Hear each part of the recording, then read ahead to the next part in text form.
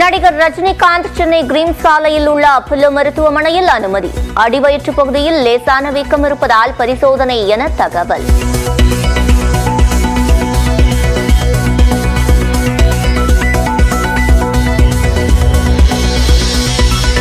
நடிகர் ரஜினிகாந்த் உடல்நிலை குறித்து கவலைப்படும் அளவுக்கு எதுவும் இல்லை. ரஜினிகாந்தின் மனைவி லதா ரஜினிகாந்த் தகவல்.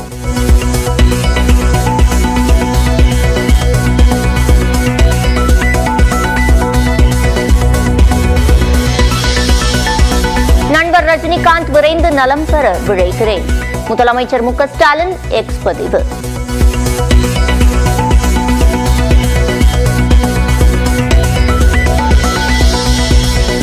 ஜம்மு காஷ்மீரில் கடைசி கட்ட தேர்தலில் வாக்குப்பதிவு விறுவிறு. வரிசையில் காத்திருந்த ஜனநாயக கடமையாற்றும் மக்கள். வடகிழக்கு பருவமழையை எதிர்கொள்வதற்கான முன்னெச்சரிக்கை நடவடிக்கைகள் குறித்து அமைச்சர்கள் அதிகாரிகளுடன் முதலமைச்சர் மு க ஸ்டாலின் ஆலோசனை. வானிலை மற்றும் வெள்ள முன்னெச்சரிக்கைகளை அறிய டிஎன் அலர்ட் என்ற மொபைல் செயலி அறிமுகம். வானிலை முன்னெச்சரிக்கை, தற்போதைய வானிலை, பெறப்பட்ட மழை அளவு, நீர்த்தேக்கங்களில் இருக்கக்கூடிய நீர் இருப்பு உள்ளிட்ட விவரங்களை தமிழிலேயே தெரிஞ்சிக்கக்கூடிய வகையில் தமிழ்நாடு அரசு டிஎன் அலர்ட் என்னும் மொபைல் போன் செயலியில் உருவாக்கியிருக்கு.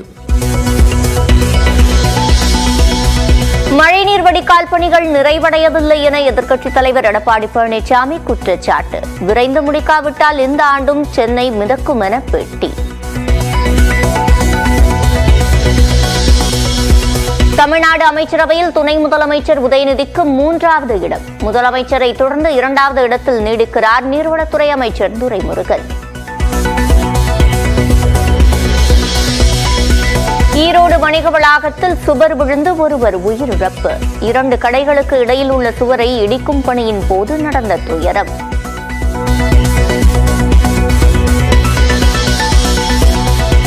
பழனி முருகன் கோயில் ராஜகோபுரத்தின் உச்சியில் ஒரு பகுதி உடைந்து விழுந்தது. குடமுழுக்கு நடந்த ஓராண்டுக்குள் சேதமடைந்ததால் பக்தர்கள் அதிர்ச்சி.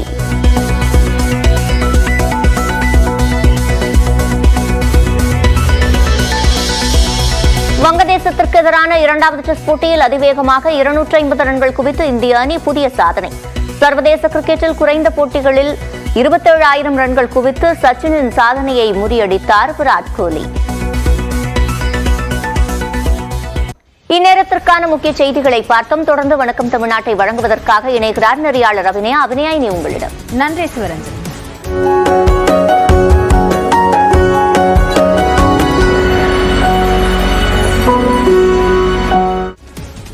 வணக்கம் தமிழ்நாடு நிகழ்ச்சிக்கு வரவேற்கிறோம். ஒவ்வொரு முக்கியமான செய்திக்கு பின்னால் இருக்கக்கூடிய பல்வேறு கோணங்கள், பின்னணி தகவல்கள், இவற்றை பகுப்பாய்வு செய்து வழங்கக்கூடியதுதான் இந்த நிகழ்ச்சி.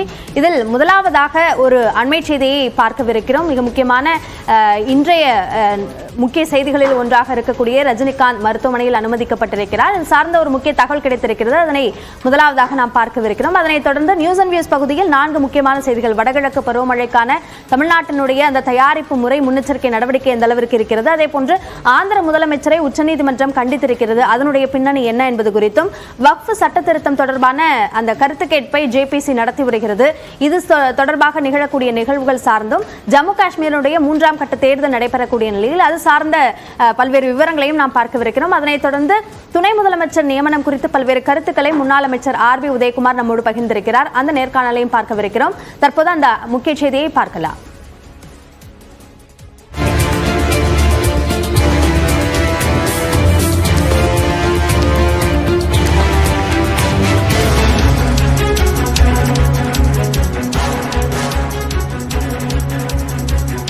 ரஜினிகாந்தினுடைய உடல்நிலை சீராக இருப்பதாக மருத்துவத்துறை அமைச்சர் மா சுப்பிரமணியன் நமக்கு தகவல் அளித்திருக்கிறார். அதனை முக்கிய செய்தியாக பார்க்கிறோம். கூடுதல் விவரங்களை அங்கு இருக்கக்கூடிய நம்முடைய செய்தியாளர் தமிழரசியிடம் கேட்கலாம். தமிழரசி, ரஜினிகாந்தினுடைய உடல்நிலை குறித்து மருத்துவத்துறை அமைச்சருக்கு சொன்ன விளக்கம் என்ன?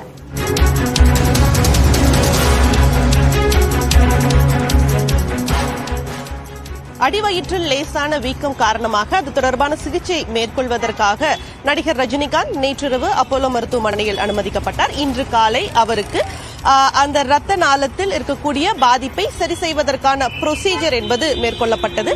சிறப்பு மருத்துவர் சாய் சதீஷ் தலைமையிலான மருத்துவ குழுவினர் இந்த ப்ரொசீஜரை, அதாவது அந்த இரத்த நாளத்தில் இருக்கக்கூடிய பாதிப்பை சரி செய்வதற்கான அந்த பரிசோதனையும் ப்ரொசீஜரையும் அவர்கள் மேற்கொண்டனர்.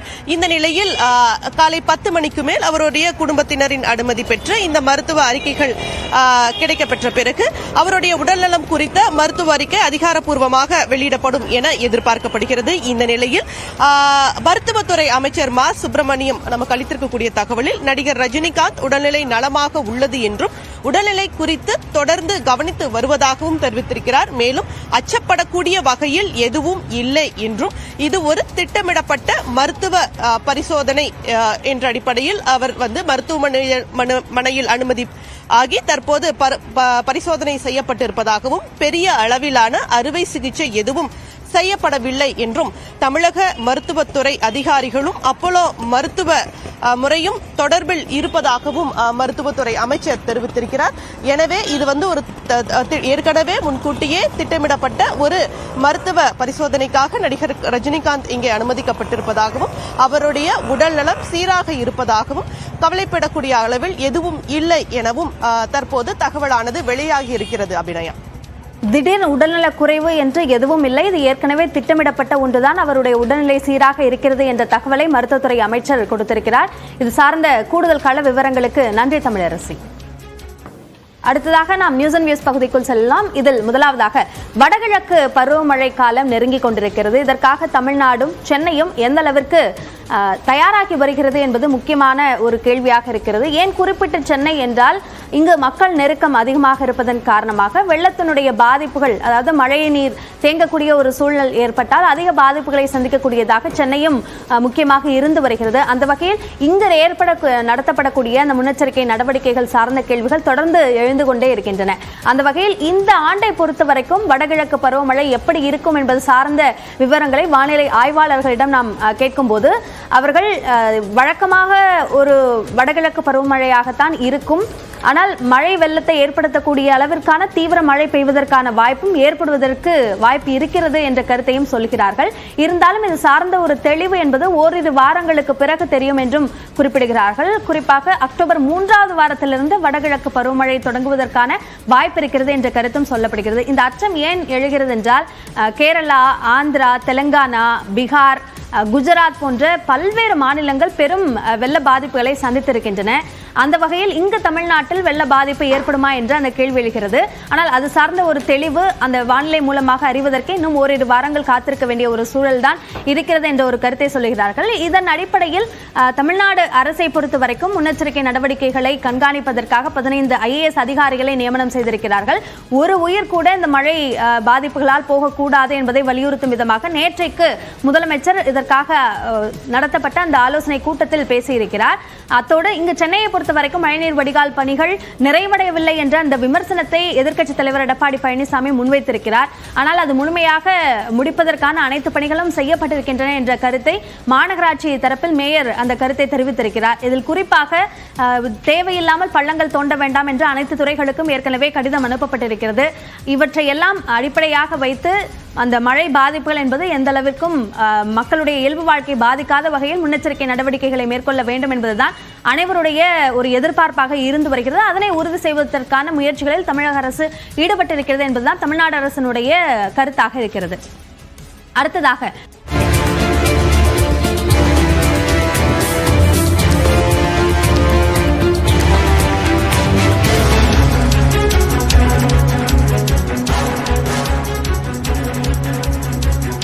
ரஜினிகாந்தினுடைய உடல்நிலை சீராக இருப்பதாக மருத்துவத்துறை அமைச்சர் மா சுப்பிரமணியன் நமக்கு தகவல் அளித்திருக்கிறார். அதனை முக்கிய செய்தியாக பார்க்கிறோம். கூடுதல் விவரங்களை அங்கு இருக்கக்கூடிய நம்முடைய செய்தியாளர் தமிழரசியிடம் கேட்கலாம். தமிழரசி, ரஜினிகாந்தினுடைய உடல்நிலை குறித்து மருத்துவத்துறை அமைச்சருக்கு சொன்ன விளக்கம் என்ன?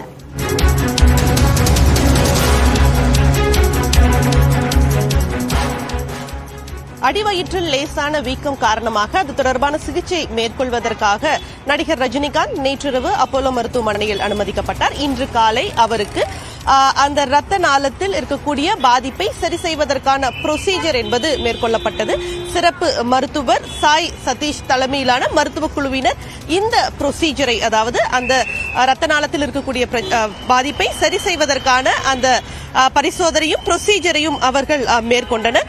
இந்த நிலையில் காலை 10 மணிக்கு மேல் அவருடைய குடும்பத்தினரின் அனுமதி பெற்று இந்த மருத்துவ அறிக்கைகள் கிடைக்கப்பெற்ற பிறகு அவருடைய உடல்நலம் குறித்த மருத்துவ அறிக்கை அதிகாரப்பூர்வமாக வெளியிடப்படும் என எதிர்பார்க்கப்படுகிறது. இந்த நிலையில் மருத்துவத்துறை அமைச்சர் மா சுப்பிரமணியம் நமக்கு அளித்திருக்கக்கூடிய தகவலில் நடிகர் ரஜினிகாந்த் உடல்நிலை நலமாக உள்ளது என்றும் உடல்நிலை குறித்து தொடர்ந்து கவனித்து வருவதாகவும் தெரிவித்திருக்கிறார். மேலும் அச்சப்படக்கூடிய வகையில் எதுவும் இல்லை என்றும் இது ஒரு திட்டமிடப்பட்ட மருத்துவ பரிசோதனை என்ற அடிப்படையில் அவர் மருத்துவமனையில் அனுமதி ஆகி தற்போது பரிசோதனை செய்யப்பட்டிருப்பதாகவும் பெரிய அளவிலான அறுவை சிகிச்சை எதுவும் செய்யப்படவில்லை என்றும் தமிழக மருத்துவத்துறை அதிகாரிகளும் அப்போலோ மருத்துவ முறையும் தொடர்பில் இருப்பதாகவும் மருத்துவத்துறை அமைச்சர் தெரிவித்திருக்கிறார்.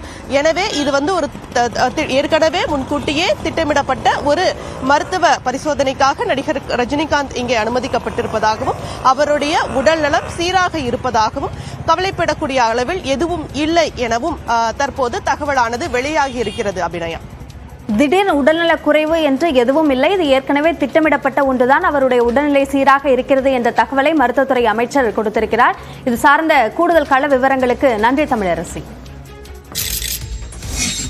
கட்சியின் தலைவருக்கு அடுத்தபடியாக யாரும் இல்லாததால் தான் அதிமுக 4 துண்டுகளாக போனது என்று திமுக அமைப்பு செயலாளர் RS பாரதி விமர்சித்திருந்தார்.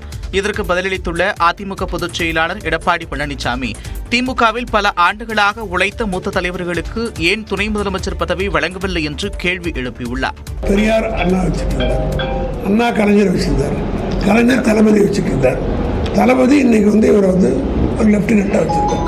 ஒரு இயக்கத்துக்கு அப்படி இப்படி இருந்தால் தான் கட்சி நன்றாக இருக்கும், வளரும். இன்னைக்கு அதிமுக என்னாச்சு? 4 கூறா இருக்கிறதுக்கு என்ன காரணம்? திரு ஸ்டாலினை அடிக்கடி சொல்லுவார், மிசால சென்டர் அப்படி மிசால சென்டர்ல இருக்கிறாங்க, மூத்த அமைச்சர் இருக்கிறாங்க, மூத்த நிர்வாகிகள் இருக்கிறாங்க, அனுபவம் வாய்ந்தவர்கள், அமைச்சராக இருந்து நாட்டு நடப்பை தெரிந்தவர்கள், அவர்களுக்கெல்லாம் துணை அமைச்சர் வழங்கவே இல்லையே. ஆனால் திரு கருணாநிதி குடும்பத்திலே பிறந்தவர்களுக்குத்தான் முதலமைச்சர் என்ற மிகப்பெரிய பதவி கிடைக்கும் என்ற சூழ்நிலை தற்போது தமிழகத்தில் நிலவுகிறது. தமிழ்நாட்டின் துணை முதலமைச்சராக உதயநிதி ஸ்டாலின் பொறுப்பேற்றதை தொடர்ந்து அமைச்சரவையில் அவருக்கு 3ஆம் இடம் வழங்கப்பட்டுள்ளது. 2021ஆம் ஆண்டு மே மாதம் மு.க. ஸ்டாலின் தலைமையில் அமைந்த அமைச்சரவை அண்மையில் 5வது முறையாக மாற்றப்பட்டது. அதனுடன் உதயநிதி ஸ்டாலினை துணை முதலமைச்சராக நியமிக்கும் முதலமைச்சர் மு.க. ஸ்டாலின் பரிந்துரைக்கு ஆளுநர் RN ரவி ஒப்புதல் அளித்தார். இதையடுத்து உதயநிதி தமிழ்நாட்டின் 3வது துணை முதலமைச்சரானார். கடந்த 2022ஆம் ஆண்டு டிசம்பர் மாதம் இளைஞர் நலன் மற்றும் விளையாட்டுத்துறை அமைச்சராக அறிவிக்கப்பட்ட உதயநிதிக்கு அப்போது அவருக்கு அமைச்சரவையில் 10வது இடம் அளிக்கப்பட்டிருந்தது. இந்நிலையில் துணை முதலமைச்சரான பிறகு அமைச்சரவையில் உதயநிதி ஸ்டாலினுக்கு 3வது இடம் வழங்கப்பட்டுள்ளது. முதலமைச்சர் மு.க. ஸ்டாலினுக்கு அடுத்ததாக அவை முன்னவரும் மூத்த அமைச்சருமான துரைமுருகன் அமைச்சரவையில் 2வது இடத்தில் உள்ளார். உதயநிதி ஸ்டாலினை தொடர்ந்து 4வது இடத்தில் KN நேரு, 5வது இடத்தில் I. பெரியசாமி, 6வது இடத்தில் பொன்முடி இடம்பெற்றுள்ளனர். புதிதாக அமைச்சரவையில் இடம்பெற்றுள்ள சுற்றுலாத்துறை அமைச்சர் ராஜேந்திரனுக்கு 19வது இடம் ஒதுக்கப்பட்டுள்ளது. மீண்டும் அமைச்சரவையில் இடம்பெற்ற செந்தில் பாலாஜிக்கு 21வது இடமும், உயர்கல்வித்துறை அமைச்சர் கோவி செழியனுக்கு 27வது இடமும், சாமு நாசருக்கு 29வது இடமும் வழங்கப்பட்டுள்ளது. 33ஆம் இடத்தில் TRB ராஜா, 34ஆம் இடத்தில் மதிவேந்தன், 35வது இடத்தில் கயல்விழி ஆகியோர் இடம்பெற்றுள்ளனர். இந்நிலையில் 2006ஆம் ஆண்டு திமுக ஆட்சி அமைத்தபோது கருணாநிதியின் அமைச்சரவையில் முதல் முறையாக அமைச்சராக பொறுப்பேற்ற மு.க. ஸ்டாலின் 3 ஆண்டுகளுக்கு பிறகு துணை முதலமைச்சராக்கப்பட்டார். அதேபோல் கடந்த 2022ஆம் ஆண்டு முதல் முறை அமைச்சரவையில் இடம்பெற்ற உதயநிதி ஸ்டாலின் 2 ஆண்டுகளில் துணை முதலமைச்சராகியுள்ளார். தந்தை 56வது வயதில் அடைந்த துணை முதலமைச்சர் பொறுப்பை மகன் 46வது வயதிலேயே பெற்றிருப்பது நினைவுகூரத்தக்கது. இதனிடையே 2009ஆம் ஆண்டு மு.க. ஸ்டாலின் துணை முதலமைச்சர் ஆனபோது அமைச்சரவையில் முதலமைச்சர் கருணாநிதி மற்றும் மூத்த அமைச்சர் க. அன்பழகனை தொடர்ந்து அவருக்கு 3வது இடம் வழங்கப்பட்டிருந்தது. தற்போதும் அதே நடைமுறையை முதலமைச்சர் மு.க. ஸ்டாலின் கடைபிடித்துள்ளார். அதன்படி 2வது இடத்தை மூத்த அமைச்சர் துரைமுருகனுக்கும் 3வது இடத்தை துணை முதலமைச்சர் உதயநிதிக்கும் வழங்கியிருப்பது குறிப்பிடத்தக்கது. நடிகர் ரஜினிகாந்த் உடல்நலக்குறைவு காரணமாக சென்னை அப்பல்லோ மருத்துவமனையில் அனுமதிக்கப்பட்டுள்ளார். அவர் விரைந்து நலம் பெற வேண்டும் என்று முதலமைச்சர் மு.க.ஸ்டாலின் விருப்பம் தெரிவித்துள்ளார். ரஜினிகாந்த் நடித்துள்ள வேட்டையின் திரைப்படம் வரும் 10ஆம் தேதி திரைக்கு வரும் நிலையில் அவர் கூலி படத்திலும் நடித்து வருகிறார். இந்நிலையில் நேற்று இரவு அவருக்கு அடிவயிற்று பகுதியில் வீக்கம் ஏற்பட்டதை தொடர்ந்து சென்னை கிரீன் சாலையில் உள்ள அப்பல்லோ மருத்துவமனையில் அனுமதிக்கப்பட்டுள்ளார். அவருக்கு சிறப்பு மருத்துவர் சாய் சதீஷ் மருத்துவ பரிசோதனைகளை மேற்கொள்ளவிருப்பதாக கூறப்படுகிறது. இந்நிலையில் ரஜினிகாந்தின் உடல்நிலை சீராக இருக்கிறது என்று மருத்துவ வட்டாரங்கள் தெரிவிக்கின்றன. மேலும் ரஜினிகாந்துக்கு திடீர் உடல்நலக்குறைவு ஏற்படவில்லை என்றும் முன்கூட்டியே மருத்துவர்களிடம் பேசிய பிறகுதான் மருத்துவமனையில் அனுமதிக்கப்பட்டதாகவும் கூறப்படுகிறது. இந்நிலையில் ரஜினிகாந்தின் உடல்நிலை கவலை அளிக்கும்படி இல்லை என்றும் அவரது மனைவி லதா ரஜினிகாந்த் தெரிவித்துள்ளார். விரைவில் மருத்துவமனை நிர்வாகத்திடமிருந்து அதிகாரப்பூர்வ அறிக்கை வெளியாகும் என்றும் எதிர்பார்க்கப்படுகிறது. இதனிடையே நண்பர் ரஜினிகாந்த் விரைந்து உடல்நலம் பெற விழைகிறேன் என முதலமைச்சர் மு.க.ஸ்டாலின் தனது எக்ஸ் பக்கத்தில் பதிவு செய்துள்ளார்.